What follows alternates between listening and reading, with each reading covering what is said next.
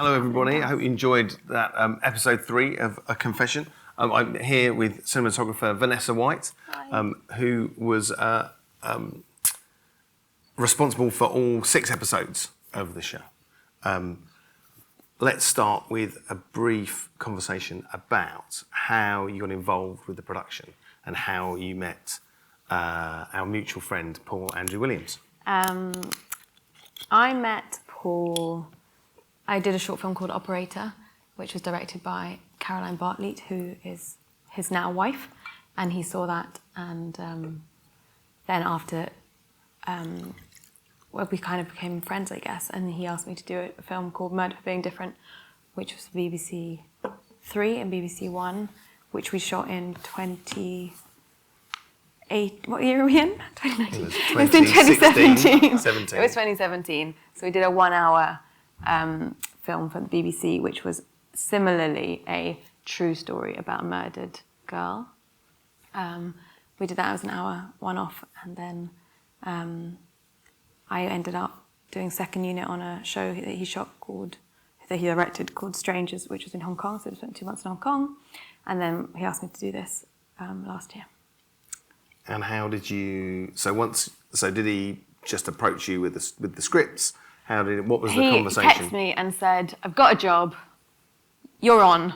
That was kind of it. Excellent. For this That's one. That's my nice. favourite kind of interview. Yeah, it was nice. And at the time I was so I'd done that film about a murdered woman. Then I was on a series of short films written by women, directed by women, monologues for women, and all the films were except one, were really depressing. One was about rape in marriage, one was about cot death, one was about racist attacks on an unborn baby. I mean, one was about the Yorkshire Ripper. I mean, it was just, I was in this zone of everyday filming, really horrific, true stories about women. And then Paul texted me being like, "I've got this true story about murdered women and a serial killer," and But we're going to do it in a light-hearted way. So the only thing was that I was in this really bad place, and he texted me, and I was a bit I don't know if I can just continually make films about awful, true things that happen to women. But he won me over, I think, because I think he's a sensitive director. Yeah. And, it wasn't gory, gratuitous violence. And I hope we did, an honour to the families and not sort of, make it entertainment. It's quite a weird. Yeah, there's an intensity to his working methodology that comes across, and there's definitely deeply respectful. Yeah, I hope so. Of the story. And what is very interesting is that it's an episodic television show, but that Paul was responsible for all 6 episodes. You were responsible for all 6 episodes. So how did you? What was the schedule like? How did you go about breaking down? Did Paul want to tell the story chronologically? How did or sequentially? No, it was all dictated by the actors' availabilities. So we had 8 weeks of Martin, and then we had 8 weeks of Imelda. So there was a crossover of about a week, maybe. So it was quite weird because the first 8 weeks felt really police procedural, offices, phone calls, police cars. And then the last 8 weeks were really family-based, lots of domestic interiors.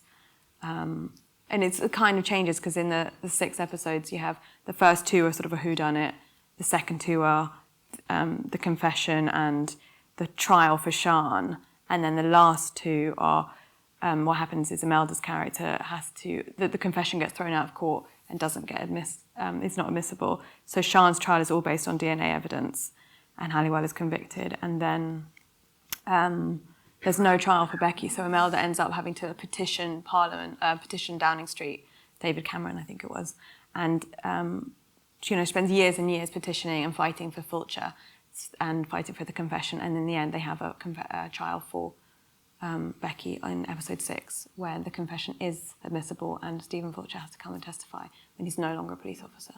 So it's kind of different. It's quite different. It's not always policey. Yes, I guess it turns into a family drama, and it really concentrates on the mums. I guess it's the story of a police officer's investigation and how that affects his life, as well as being the effect on the victims. Yeah, the 2 families in it are quite heavy characters. So. And so police procedural is like kryptonite to a cinematographer. So I've shot 3 police procedurals in my career, and each of them has had a different stylistic approach from the director, and often that's kind of script led, but frequently the director has to come in and make a statement with their working style. How are we going to film these 3 walls and 1 mirror? Exactly. And so like you can make 7, the movie can be considered a procedural police drama, and as can The Bill. And there's a big difference. There's a gulf between those two, and obviously that's director led. So how did Paul approach the conversation with you as to how? So from my observations, the camera acts as a third person in the room. Yeah, I mean, Paul, immersed in the scene. Exactly. So what Paul wanted was he wanted it to feel, because it's true, and it is like so heavily researched. So everything that's on the screen did happen. There's no like embellishment or anything. It's all incredibly honest. So the most important thing was he wanted it to feel completely honest, completely true, not at all stylized. He didn't want to have any mark of, a little theatrical touch here and there. None of that. He didn't want it to feel lit. He said, I want it to feel like, have you ever seen 24 Hours in Police Custody now? So I want it to feel like that. And I was like, what? Yeah. Have you seen, because they're like fixed camera shows, and there's no, not even a tiniest like authorship of that. So I was like, you don't mean like how it's lit, right? You just mean, he's like, no, just the feeling. I want it to feel like that all the time. So really tense and just like always with the story and always just go, go, go. What's happening next? So it was kind of trying to do that, trying to like put away your sort of cinematographer's ego going, oh, really, lovely bit of soft light from over here, and just find a way to make it real. While also not finding a way to make it really hideous. Yeah. And he texted me the night before the shoot at like 11 at night saying, promise me every boring grey office is going to look like a boring grey office, and every shit cafe is going to look like a shit cafe. And that was our approach. That's the MO. So there you go. And then the other thing was that we had 2 roaming cameras the whole time, and ensemble cast in practically every scene. So, when we were lighting the spaces, it's not, we're going to, all shoot from this direction, and then we turn around and relight. It was just go. And, we didn't really have rehearsals. And lovely David Agarafi, focus puller on A, is here, who, poor boy, didn't have any rehearsal time ever. Yeah. And we're always on long Zooms, and he just had to go with it. And he's, excellent. It's always fun to watch it getting harder live, isn't it? Like it was easy, and now it's getting harder. Yeah. And it's really hard. But the most so for me, one of my favourite shot of the episode. So there's some cool helicopter shots and stuff. That's really exciting. We got a helicopter in one episode. That's fun. Was nice. Yeah, that's fun. And for me, the most interesting shot in that episode is when Martin turns up at the house so the family have already been informed that Sian's body's been found, and he comes along to try to find 2 people that are going to identify the body. And the camera follows him into the room and then examines the faces of everybody that's in the room, then pans all the way around onto Martin again as he delivers the second of his 4 lines, and then rotates back around, finds Pete, and then goes back to the... and that, for me, that's the most interesting and immersive way of telling this very immediate story. And was that choreographed? Or? That was choreographed. I mean, there were quite a few scenes where we tried to do it as a 1. Mm-hmm. I mean, sometimes it was like, this is a 1 and it's going to be like this, and we spent a lot of time rehearsing. So that was one of them. And then other times it was like just me. There's, I can't remember, maybe it's the beginning of episode 2, there's a flashback to Imelda and her daughter she's trying to get off heroin, and they're just in a bedroom. So then it's like me, Imelda and Steph, and it's just like you three get on with it kind of thing. You know, Paul did his directing, he stepped away, everyone was out of the room, and it was just them screaming and me like trying to react. That was completely unchoreographed. So it has mixtures, and Paul has really specific points sometimes that he wants to hit. So that one was one of the ones.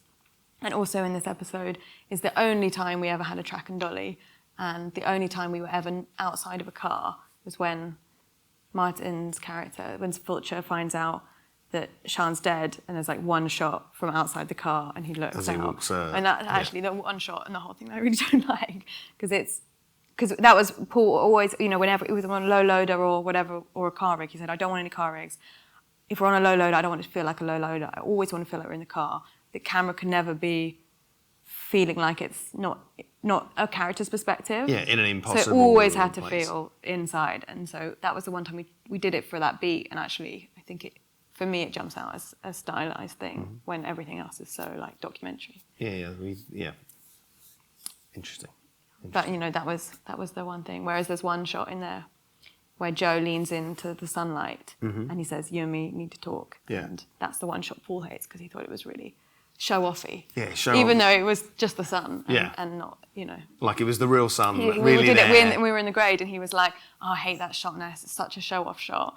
I was like, I literally didn't have a light. I did nothing. Yeah. But you know. And so, what did you shoot on? We shot on 2 minis with ingenue zooms and Leica Summicrons as our primes, although the primes didn't come up that much. Yeah. We had like a 29 wide for most scenes, which maybe didn't get into the edit. Yeah. Yeah, I guess that's Paul's. Paul just has a very intense editorial style, doesn't he? And so. Yeah, and I think it's getting more intense. Yeah. Because it didn't used to be like this. Yeah. No, I guess he's.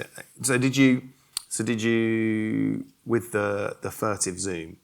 Were you doing that all the time? Was there a technique? Yeah, we were doing it all the coverage? time. And what we tried to do was we do like the first 2 takes. Dave, like, tell me if this is misremembering, but I think we tried to do the first 2 takes kind of more conventional coverage. So it would be like I would be on Martin, B would be on whoever, and there were zooms, but it was like we're going to make sure we cover the dialogue, and and there was a bit of I'll pan over here for this line, I'll pan over here.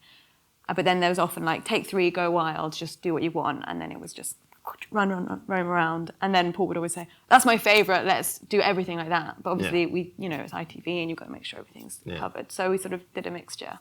But I think it was a 13-week shoot. So the court scene in this where they're asking for more time was the 3rd day of the whole shoot.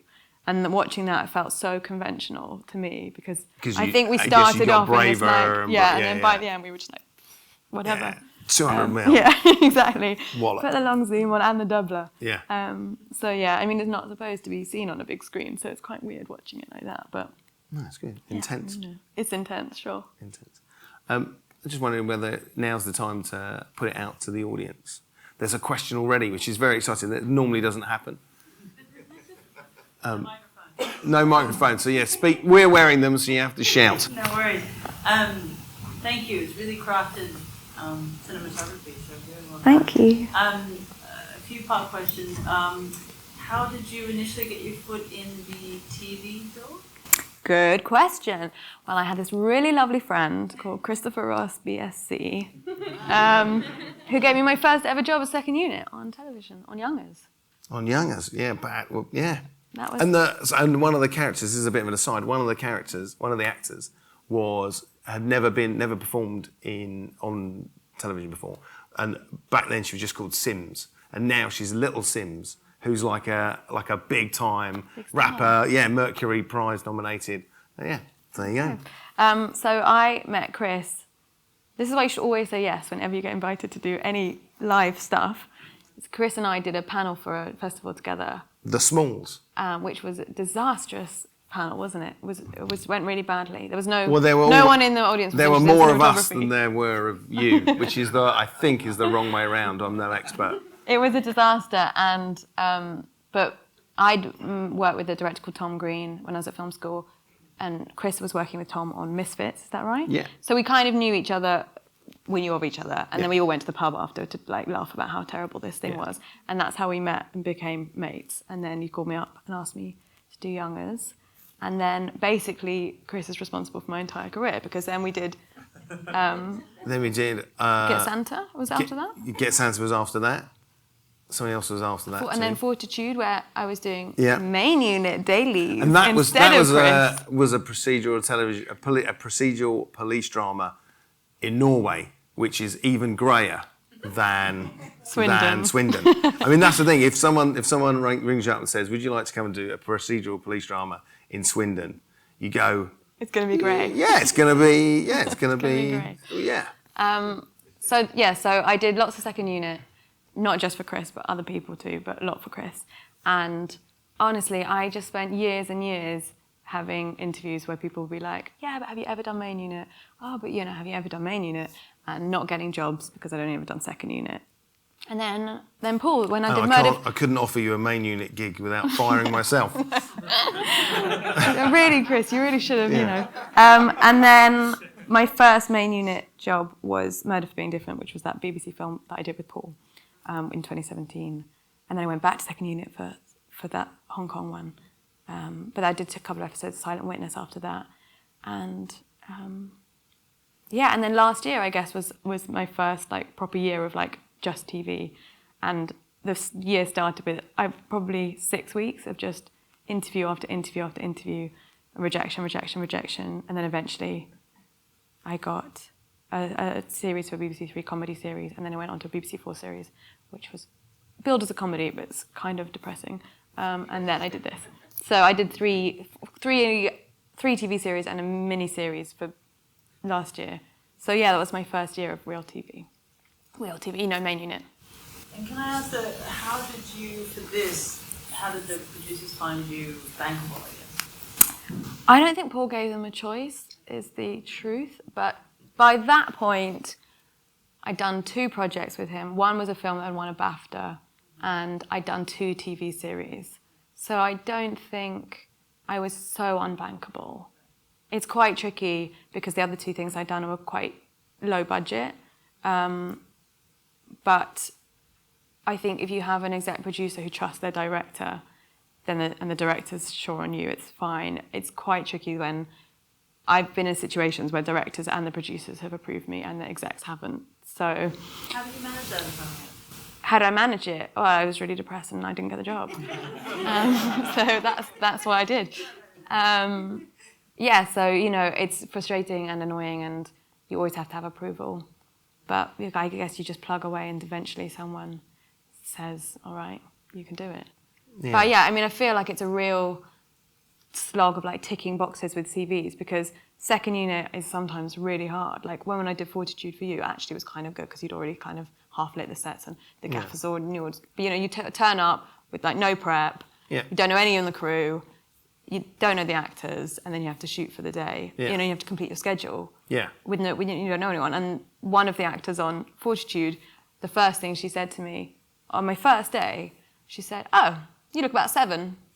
And that was my first 10 minutes on set. So, it can be really tough space then when you're with your own crew and, or I did Broadchurch. Oh yeah, I did Broadchurch with Paul as well. Yeah. So I did second unit with Paul on Broadchurch season 3, which was coming and going for the whole summer.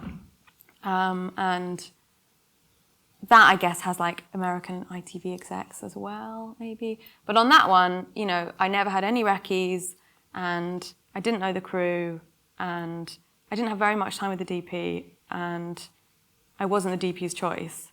So, you just have to sort of do your homework and make sure you go and visit the DIT and look at rushes and try your best, and, I only got asked to do 2 days, and then if you do 2 days, then I'll come back next week because we've got another one.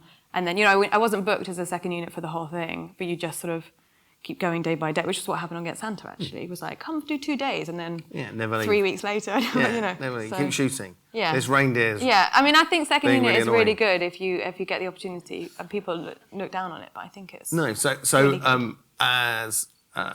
I've had quite a few second unit DPs or operators that come in and step up for a day and all that sort of stuff. So I would say it's one of the best ways of learning your craft in a relatively safe environment, or it should be a relatively safe environment if somebody doing their job properly.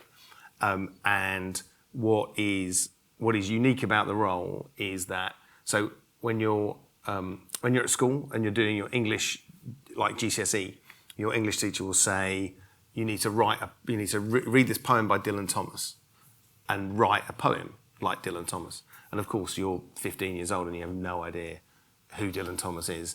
And then you read the poem and you have no idea how to do this work.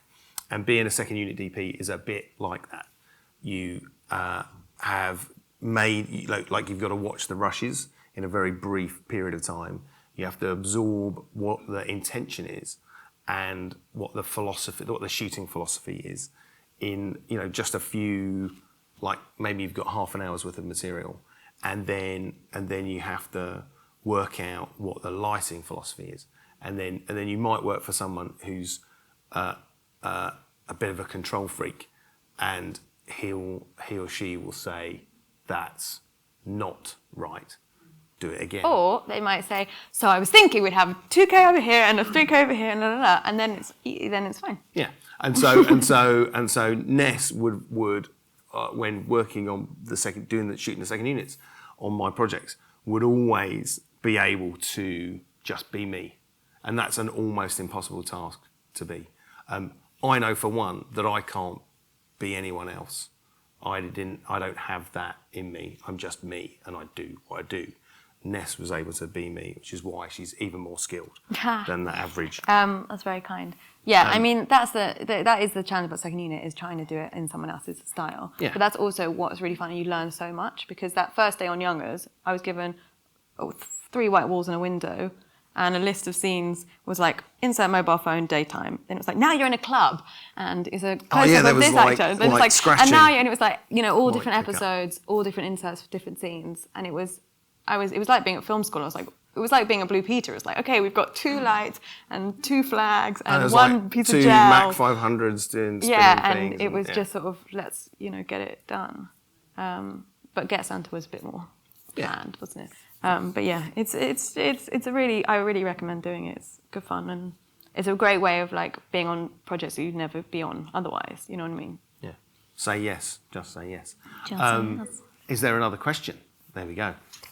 Well done, that's very good. I've been meaning to watch it for a while now, so I'm quite happy. I'm sorry you ended up on episode 3.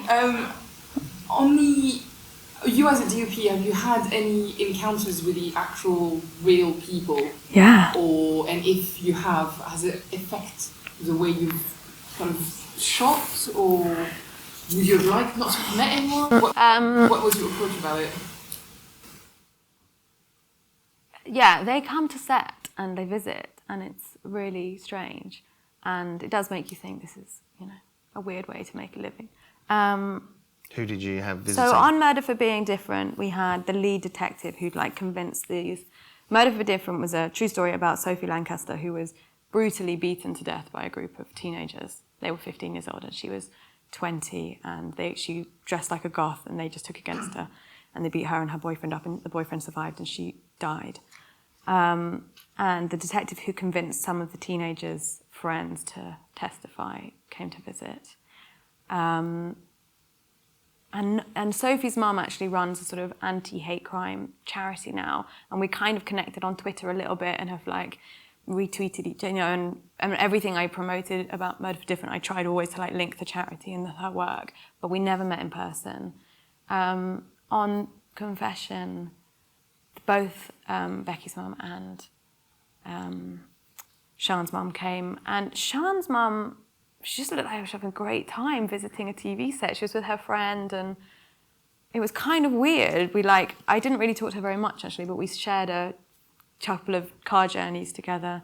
She was just very jolly. I mean, she's been through the mill, and I think that she's been working on this with, the researchers and stuff. So it wasn't like she turned up and she didn't know what to expect. That was quite strange. And then Becky's mum came, and again, you don't go up and say, how did it feel to have your daughter murdered by this terrible, you just say, good morning, and how are you doing? And she seemed fine. I mean, it didn't approach my style, because my job is to do what the director wants, really. But yeah, it's kind of strange. Another question? I just want to pay tribute to the focus group If you really didn't rehearse that. We never rehearsed, ever. That just seems incredible. So. Yeah. You're only as good as your team. And we've got Nuria here, who's the DIT on the first 6 weeks, is that right? The first 6 weeks, yeah. It looked beautiful. Anyone else know? Handheld was a little dizzy for me. Yeah. You know, that's that genre. So what's next? What are you doing next? I'm just about to move to Yorkshire in 2 days to start doing a Christmas special and a third block of a new TV show. Same genre, or are you breaking? No, it's period. Yay! So, Really are breaking. so that's nice. Yeah, I mean, you would not believe the amount of true crime stuff I got sent this year. I feel like you want to move on. Well, it's just, yeah, I mean, there's only so much violence you can deal with in your life. So yeah, fingers crossed I don't get fired and we'll see. Yeah, another question? There you go. I just wanted to ask, so did you initially film it a lot wider and then I suppose the director or the editor went for the a lot closer? No, I mean, I know Paul really well and I know that his favourite thing is this all the time. And so what I was trying to do was not always do that. You know what I mean? Give them the options to have the wide, make sure that we covered off, 3 shots and ensemble, and wides. And he'd always say, oh, Ness, I'm not going to put this in the edit. And I was going, well, Murder for Being Different was a 1 hour thing and it was all like 50 mil, super, super intense. And it was very distressing, very violent film. And so it kind of felt okay to, I saw it on the big screen and I thought, okay, well, actually, it's very visceral and it feels really intense. Then I just thought on this, I was like, I can't have 6 hours of ITV drama. I just can't, it can't be like that. So I was sort of always trying to cover my bases and make sure that we had the options in the edit. I mean, it's their decision if they're going to use it or not. I mean, there's hardly any wides in there, but there are a few. So yeah, we always there was 2 cameras and one was on a wide zoom, one was on a long zoom. And then if we had time, I get to do an establisher kind of thing. Is that right? Yeah. Yeah. So yeah, it was definitely tight. I mean, that's just how he loves it. And I would always be like trying so hard to be steady. And, you're on a 120 and you're like, standing on a hill in the mud with a really tall actor. And I wear higher shoes when I'm filming tall actors. So I'm sort of balancing on these things. And Paul's going, more zooming, more shaking. And so, there's a little bit of, tug of war about the shakiness. But I think it's very obvious when you watch it on the big screen. But what I quite like about it is that the first 10 minutes I'm sort of, watching with gritted teeth, and then the actors are so good that I kind of forget about it because I just think they're amazing. And one good thing about filming in that way is that you are right, you're like this in a car with an actor, and sometimes like it would just be me and Joe in the back, and Martin would be in the front reading the lines. So you kind of become those characters as well, and you really have to be reactive, and you really have to sort of get into the script and understand, what the actors are doing and also what the director wants from the camera work. So there is a real pleasure from a personal level about being sort of, part of the cast in that way, even though obviously it's, comes with a very fluid camera work, yeah. And you operated a camera yourself? I operated a camera and we had Ben Chads on B for the first half, and then Aga Jalaga came for the second half, and then Jason Ellis came at the very end for a little bit of dailies. Mm. And is that a technique that you like to employ? Operating myself? Yeah, I do like it, actually. I've just always done it because I suppose you always have to. Yeah, I guess generally at the beginning, yeah. But it's hard to persuade an operator to come and help you on that short film in Margate that's working nights on bank holiday, exactly, Easter weekend. But it's really good. It's like a passion project. It'd be really great. It'd be really good for your reel. It'd be really good. You're going to meet some good people. That's always but, proves a little tricky. I don't know, often, because I'd not worked with Ben before, or Aga, and, sometimes it'd just be like, oh, you know what, you do this one. And I just have a sit down, a cup of tea, and watch on the monitor. And it was real pleasure, because once you found somebody who will do it the way you want to do it, it's great because I've always loved working with Steadicam, and when you get a great Steadicam, it's such a pleasure. So I'm not against not operating. I think if you find the right people, it can be great. I have also had really bad experiences with an operator who didn't like my work and who was always trying to do it his way. So that must have been fun. It wasn't very fun. No. But I can also, having worked with Paul previously, I can imagine that he wants that first person immediacy from you kind of frequently. Yeah. He wants your and Paul and I are very close and very honest, and he will come up and say, like, that was shit, I didn't like it. And you know what I mean? So it's quite good to have someone who you have that very honest relationship, or I could say, I really don't think we should do this. Then he goes, you know, usually he's like, okay, we'll do one your way and one my way, or, you know, whatever. And did you find you guys were having to memorise the script every day to try to work out I personally don't have... I find that quite easy. Like, I can sit and watch a rehearsal and... Because I've read my sides and stuff. I don't find it very difficult. Dave, did you have to memorise? I mean, you had lots of highlighters. I haven't highlighted anything. Yeah.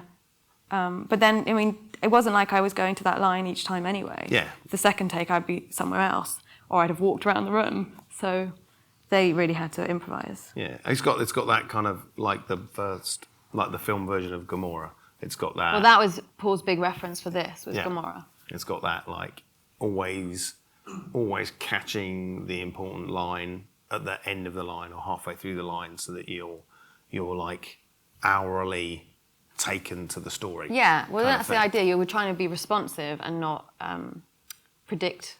Yeah. You know what I mean? What's it called? Preemptive. Yeah. Preemptive. Speaking. Yeah. Speaking. Yeah. That's good work. Question. Yeah, with this, with your documentary approach, how much did you light with practicals, and how much did you have to light full 360 degrees? We usually had like one dead corner, I think, where there'd be one thing, like monitors or lights or something, where, you know, we decide we're not going to see that thing. I'm trying to think. We didn't really light fully with practicals. I don't think we ever got, you know, to light in a tiny house in suburbia with just practicals is kind of, you just have like, we had like 1 or 2 lamps in the corner, which wouldn't have done it for an 8-person scene. So we always tried to sort of light from outside with HMIs, or, yeah, I mean, for day stuff, we used HMIs. And then bounce it in and make it soft enough. So, because, you know, there were so many people that was like casting shadows on each other, and they would, you know, like the camera work, they were not given marks, or they weren't told, they weren't restricted. So we had to be really open to that. And I think, yeah, I mean, we tried as much as possible not to sort of shoot it in a really ugly way, but we definitely, I would say maybe we lit 270 and not 360, something like that. And often we'd have, not in houses so much, but in the police stations, we'd just do it all from above, because then there would be nothing on the floor, and it was the easiest way to do it. So we just like lighting a room without knowing even where the people were. Yeah, I mean, we'd sort of put in the like broad strokes, then we'd watch a rehearsal, and then we'd tweak it, and then we'd have an argument with the sound department about boom shadow, and then some flags might come in, maybe. So yeah, we kind of lit from above quite a lot. Well, a lot, yeah.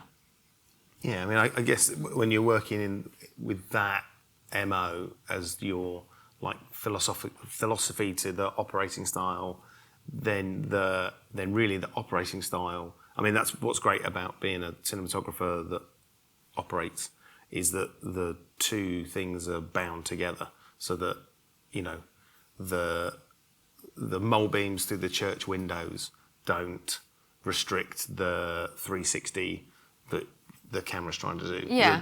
The two Yeah. form one look.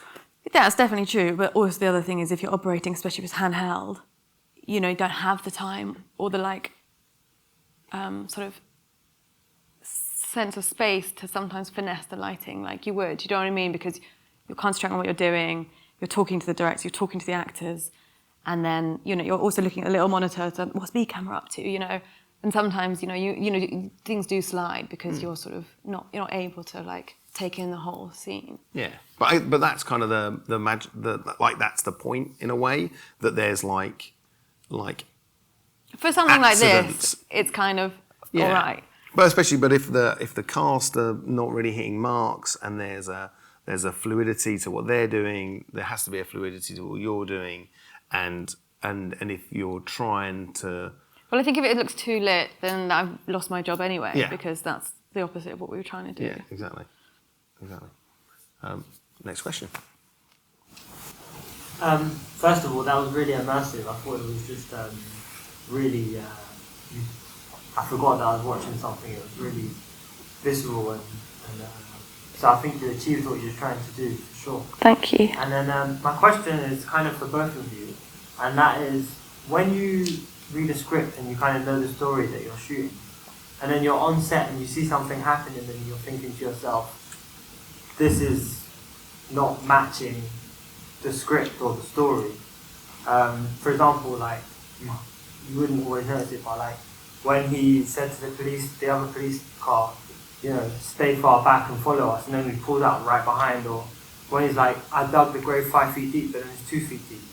Oh, well, they come back to that in episode 6, actually, so I'm glad you picked up on that vital point. When you notice stuff like that on set, what do you do about that? Do you just do your job and just shut your mouth, or do you say something? I never shut my mouth. The 5'2" thing is a very important plot point, so that's not a mistake. That's something to do with it, and it comes up in the trial. But yeah, if there's like a mistake, I usually just speak to the director. I would never go and talk to the actors or anything like that, but often when I read a script, I'll say, I didn't understand this, or this was so, or like, what happened here, or, are you sure this is the right location for that, whatever. I don't know, maybe the producer as well. And then if it's like a boring thing about times of day or something really niggly, I'll talk to the script supervisor. If it's like not, if it's like the clock time is wrong, I don't know. Yeah, but I would never talk to the actors about it. No, I mean or the writer probably. That's one thing when you're operating camera. Often the actors will look to you for some form of affirmation or confirmation that they that they smashed it, or that there was a problem, all that kind of stuff.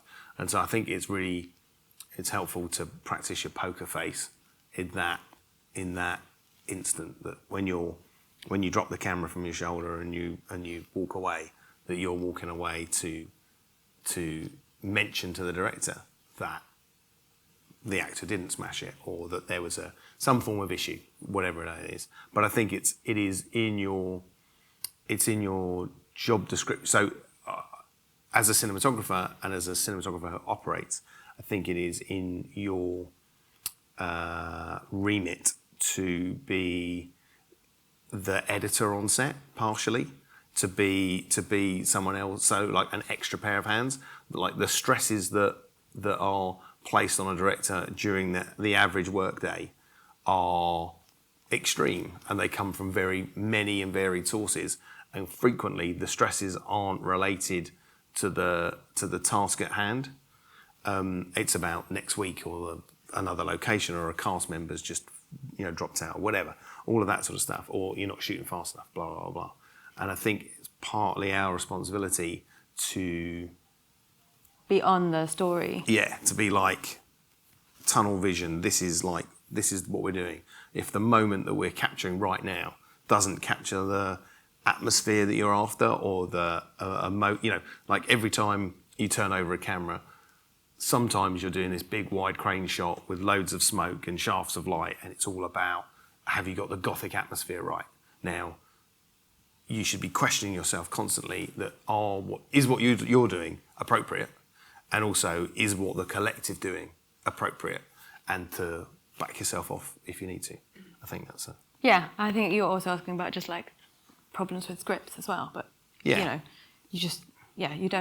you do mention it, but just in the right way. I mean, I think the other thing that happens with me and a couple of directors I work with, and Paul would be one of them, is that they're so intense on the opposite. They're intense on the task at hand and the scene, and the locations department are calling, going, we need to lock this location for tomorrow. Why hasn't Paul answered his email? They're sending him emails and he's directing the scene. So often I get leaned on by other departments to be Paul's little ear, so that when the moment's right, I can be like, did you see the locations for tomorrow?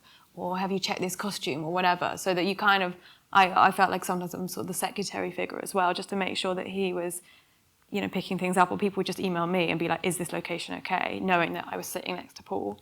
And that's happened, yeah. A couple of directors I know, they're just not, they're so focused on the day.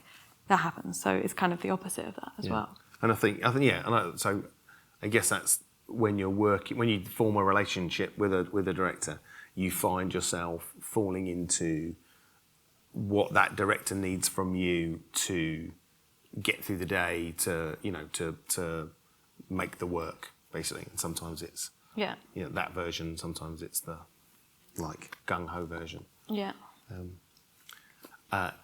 Next question, one more question. Oh, we're completely out of time.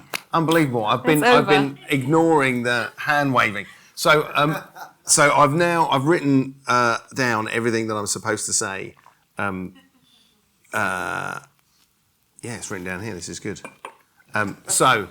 This brings to a close this evening's Q&A. Thank you very much for joining us. Thanks for coming. I'd like to. Thank you, Chris.